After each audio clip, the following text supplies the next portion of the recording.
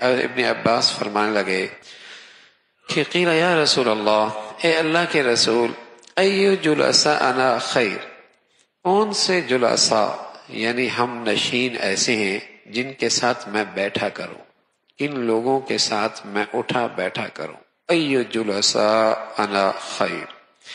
تو رسول اللہ صلی اللہ علیہ وسلم نے فرمایا من ذکرکم اللہ رؤیتہ، جنہیں دیکھ کر تجھے اللہ یاد آ جائے، جن کو دیکھ کر تجھے اللہ یاد آ جائے، اللہ کا دھیان پیدا ہو جائے، اللہ کا خیال آنے لگے، تو اللہ کی طرف رجوع کرنے لگے، اللہ کی طرف تو چلنے لگے، اللہ کی طرف تو دوڑنے لگے، تو اس کی بخشش کا طالب بن جائے، تو اس کی رضا کا طالب بن جائے، تو اس کی جنت کے راستے پہ چل نکلے۔ ایسے لوگوں کے پاس اٹھا بیٹھا کر، ایسے لوگوں کے پاس اٹھا بیٹھا کر۔ وزاد فی علمکم منطقہ، اور ان کی گفتگو سے تیرے علم میں اضافہ ہو، اور ان کی گفتگو سے تیرے علم میں اضافہ ہو۔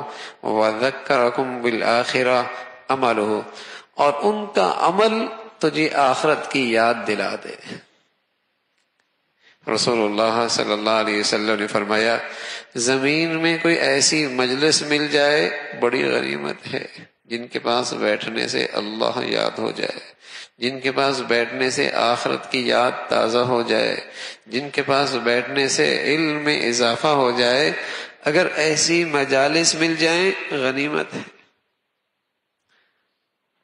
تو میرے عزیزو، زندگیوں میں صحت مند اور صحت بھرے خیالات یا صحت بھرے اعمال جو آتے ہیں وہ اچھی صحبتوں سے آیا کرتے ہیں، اچھے ماحولوں سے آیا کرتے ہیں۔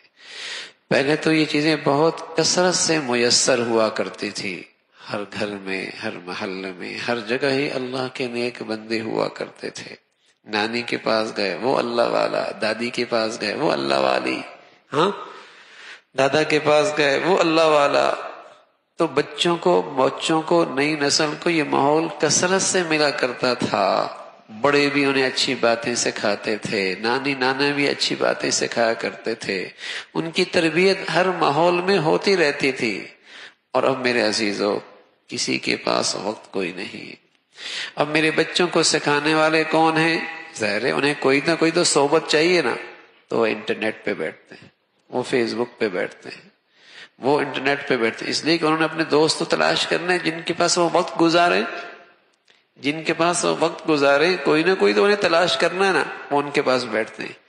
اور پھر ان میں بیٹھے لوگ انہیں پڑھا رہے ہوتے ہیں، اور کیا پڑھا رہے ہوتے ہیں ہم دیکھ رہے ہیں، وہ کیا سکھا رہے ہوتے ہیں ہم دیکھ رہے ہیں۔